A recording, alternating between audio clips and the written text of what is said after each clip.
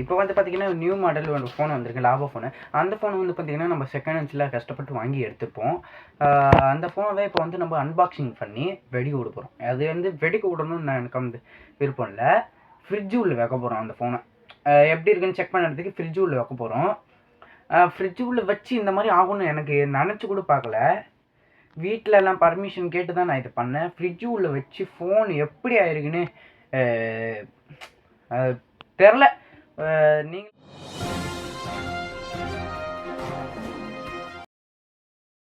ஃபோனை நம்ம அன்பாக்சிங் பண்ண போகிறோம். இந்த ஃபோன் அன்பாக்சிங் பண்ணி நம்ம இந்த ஃபோனையும் உள்ளே வைக்க போகிறோம். இந்த ஃபோன் வந்து உள்ளே வைக்கிறதுக்கே எனக்கு கொஞ்சம் பயமாக தான் இருக்குது. ஏன்னா இந்த ஃபோனில் தான் நம்ம வீடியோவும் பண்ண போகிறோம்.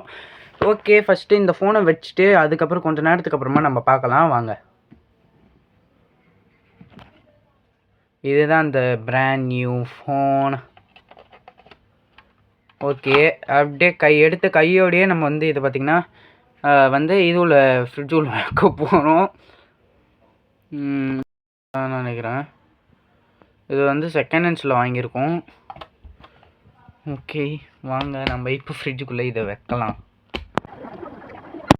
ஏன்னா அது நான் பார்த்தீங்கன்னா ஃப்ரிட்ஜ் உள்ள வச்சு தாங்க எடுத்தேன். அதுக்குன்னு இப்படியெல்லாம் ஆகணும்னு நான் கொஞ்சம் கூட நினச்சி கூட பார்க்கல. என்னடா இது ஃபோனே அப்படி ஆகிடுச்சு. ஃபோனு ஃபுல்லாக அப்படியே பிளாங்க் ஆகி உடஞ்சிருக்கு. எப்படி ஆச்சுன்னே தெரில. ஃபோனு ஃப்ரீசரில் வச்சா இப்படி ஆகுமா? தயவு செஞ்சு யாருமே இதை வீட்டில் பண்ணிடாதீங்க. எனக்கு நடந்த மாதிரி பார்த்தீங்கன்னா ஃப்ரிட்ஜில் வச்சு எடுத்ததுக்கு இப்படி ஆகிடுச்சா? நான் நினச்சி கூட பார்க்கல கைஸ். என்ன இது இப்படி ஆயிடுச்சுன்னு. யாருமே இதை வீட்டில் ட்ரை பண்ணிடாதீங்க. ஏன்னா இது ரொம்ப மோசமானது. ஏன்னா ஃப்ரிட்ஜு கூட வெளியே நேரம் இருக்குது. ஏன்னா வந்து பார்த்திங்கன்னா மறக்காமல் நம்ம வீடியோ லைக் அண்ட் சப்ஸ்கிரைப் பண்ணிங்கன்னா இதே மாதிரி டாஸ்க்கு நிறைய சொல்லுங்கள்.